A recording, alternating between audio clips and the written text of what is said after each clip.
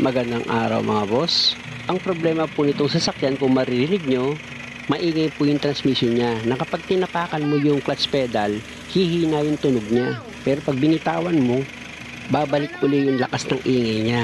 Kaya ang gagawin ko dito mga boss, ibababa ko yung transmission niya. At bago mo ibaba ang transmission mga boss, pag kayo ang gagawa, i-drain nyo muna yung gear oil. Gagamit kayo dyan na number 24 na socket wrench or box wrench. Pag na-drain mo na yung langis mga boss, ibalik mo uli yung drain plug, higpitan mo na rin. Siguraduhin mo na mahigpit na yung pagkakalagay mo ng drain plug kasi mamaya magsasaling ka uli ng bagong gear oil. Dahil sa abala itong bracket ng tambucho mga boss, tatanggalin ko yan. 4 yan mga boss, 4 na number 14 na bolt. Sa pagtanggal ng mga bolt dito sa transmission mga boss, huwag kayo mag-alala dahil kakaunti lang naman yan. Siguraduhin mo lang lahat ng tornilyo na tatanggalin mo is matandaan mo. Hanggat maaari kung saan mo yung tinanggal mo, dun din mo ibabalik yung mga tornilyo na tinanggal mo para hindi mag-iba-iba yung mga tornilyo dito sa transmission mo. Dito naman number 14 na nut yung tinanggal ko. Sa transmission support yan mga boss. Isa lang yung tinanggal ko ron, mamaya tutuloy ko yung isa. Dito naman sa propeller at differential, sa duktungan nila meron yung 4 na bolt and nut. Aalisin mo yan mga boss.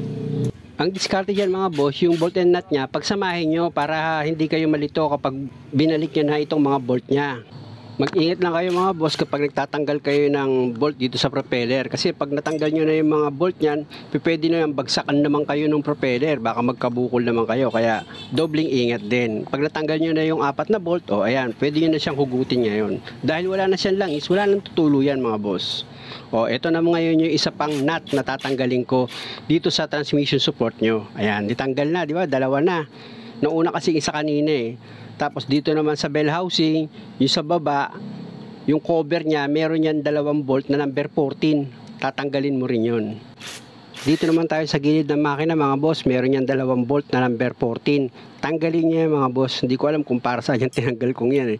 Pero dito, yan sa bell housing nyo, pag natanggal nyo yun, maluwag yung matatanggal itong 2 bolt. Nakaharang kasi yun eh. Kaya kailangan yung tanggalin yung 2 bolt na yun na meron siyang nakalagay na flat bar. Dahil nga sa natanggal nyo na yun, maluwag nyo na ngayon matatanggal itong 2 bolt dito sa gilid ng transmission.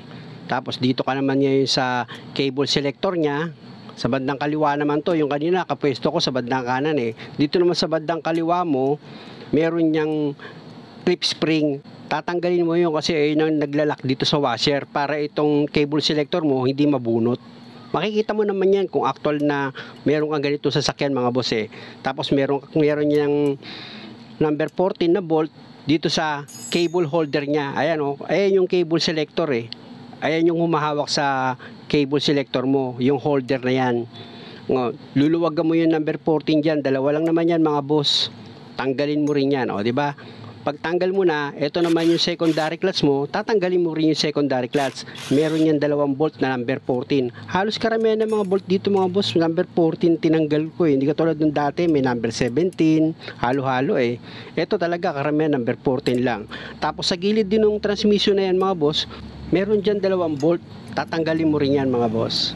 Pero yung isa, hindi mo na matutuloy yung tanggalin yun dahil babangga yun eh. Bali, hiyaan mo lang siya doon, yung isang piraso lang naman. Ayan, kung makikita mo yun, niluluwagan ko na number 14. Ayan ayan. Ayan, tatanggalin ko. Ayan, yung number 14 na yun mga boss. Hiyaan mo na muna yun doon. Dito naman tayo sa starter, meron yan 2 bolt. Number 14 din yan mga boss. Ayan, yung niluluwagan ko sa taas, isa. Tapos dito naman ngayon sa baba niya, isa rin yan, number 14. Pag natanggal mo na yung bolt dyan mga boss, gamit ka na number 12 na socket. Medyo na late yung pagtanggal ko, dapat una to eh. Ito yung sa wire sa starter mga boss, tatanggalin mo rin yun. At saka yung socket wire. Yung socket wire mga boss, pipindutin mo lang naman yun, matatanggal na yun. Hindi ko na naipakita. Ito naman tayo sa bell housing niya na nakadikit dito sa makina. Meron niya number 14 na bolt. Gamit ko ulit dyan ang socket wrench sa number 14 para matanggal mo. Pag naluwagan mo na mga boss, pwede mo na yung kamayin para mas mabilis mo siyang matatanggal. Ayan yung number 14 na bolt. Kabilaan nga pala mga boss, ayan pa yung isa. Hindi ko na naipakita sa inyo. 2 lang naman yan eh. Dito sa speedometer mo, may socket wire yan mga boss. Tapos may lock spring. Gamit ka ng flat screw na manipis para matanggal mo itong clip at mabunot mo itong socket wire ng speedometer. Tapos dito naman sa reverse light mo, may dalawang wire yan. O, paghiwalay mo lang, ganun lang mga boss, tandaan mo lang para hindi ka magkakamali. Ako kasi tinutupi ko yan yung isang wire para hindi ka malito pag binalik mo. At pag okay na, uga-ugay mo na ngayon yung transmission mga boss para bumitaw siya. Ganyan-ganyan ganyan-ganyan lang mga boss Ayan, unti-unti mo lang makukuha yan. Ingat ka lang, baka mamaya bigla naman dumuos-dus pababa yan. Ayan, kalas na mga boss, diba? Dahil may nakasalo akong jack mga boss, hindi yan tutuloy. Dapat may nakasalo kayo yung jack, diba? Okay na, ganun lang, uga-ugain mo lang siya, tatanggal mo na yan. Actually, yung may-ari, tinuturuan ko na rin yan para siya na magbababa ng transmission niya sa susunod Kasi dati gumawa dito, ang laki na ginastos niya. 6 na buwan niyang tiniis yung problema na wala naman nangyari mula nang binaba. Puro problema lang daw inabot niya. Pag binabalik niya dun sa gumawa, lagi lang sinasabi, ganun daw talaga, puro ganun lang, kahit maingay yung transmission, kahit wala sa tiyempo yung andar, wala, tiniis niya lang hanggang sa bumigay na lang yung transmission. Nung umingay na, yun, eto, kami na nagbaba. Dito naman sa pressure plate mga boss, meron niyang bolt na number 12. 6 na piraso yan. Tatanggalin mo rin yan mga boss para itong pressure plate tsaka yung lining, matanggal mo siya.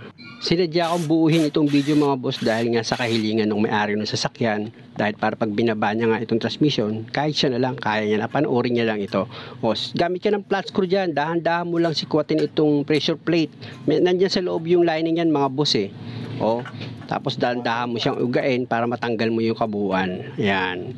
Nandyan na yung lining, kung makikita nyo, ayan pudpud Actually yung lining na yan, napakahinang klase niyan. Ibang-iba sa nabili ng customer. Simula pa lang daw nung unang gamit niya, nung kapapalit, iba na yung takbo Kahit dahan-dahan niya doon bitawin clutch, bigla daw tumatalon. Parang muntik-muntik ka ba daw siya maka-aksidente Tapos pag magre-reklamo siya, sasabihin, ganun daw talaga. Malakas daw talaga yung makina.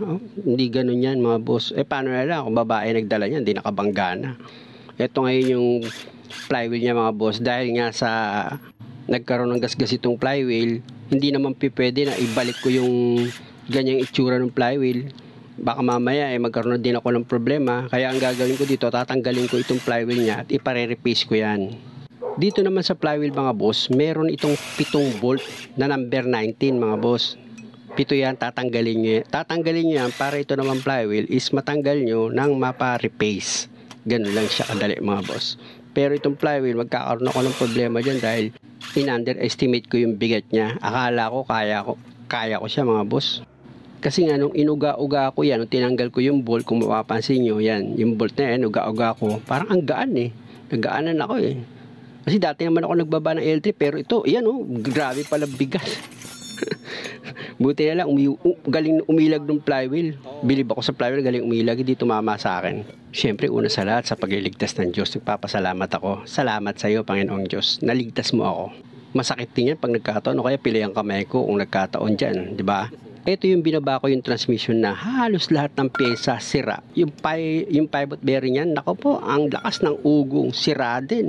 Yung release bearing, sira din. Ito yung pilot bearing niya mga boss, tatanggalin ko na yan, papalitan ko na yan ng bago. Pero dadalhin ko muna ito sa machine shop, ipapamachine shop ko yan mga boss. Pero pag binaligtad ko yan mga boss, biro nyo, okay na siya, di ba? Ganun lang magic. Binaligtad ko lang, okay na. Yan na po yung bago ngayon na pina-repace ko. Siyempre, dahil bagong repace yan, siyempre punasan ko muna para pag sinukatan ko ng pressure plate tsaka ng lining, hindi naman madumihan, magkagrasa itong lining tsaka itong pressure plate. Yan. Ganyan ako boss pag gumawa Kahit nasabihin kong tama yung pyesa, sinusukat ko pa rin. Maganda na yung sigurado sa sure ball.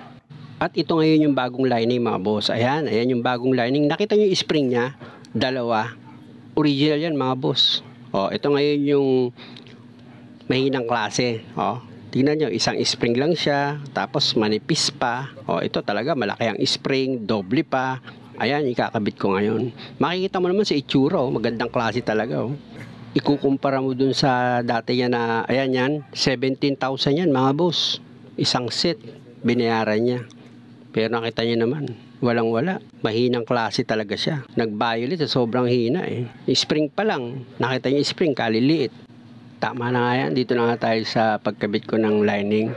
Yan mga boss, dahil wala nga ako yung panentro ko na wala. gagawin ko dyan mga boss, mas sanay ako nagkakabit ng lining na kinakapa ko lang para maisentro ko itong lining dito sa pressure plate. Ganyan ang diskarte ko. Simulat sa pool mga boss, hindi ako gumagamit ng panentro. Lately na lang ako gumamit na wala pa. Salamat sa panonood mga boss. Baka naman pwede pakisubscribe itong channel ko. At abangan nyo yung part 2. Salamat!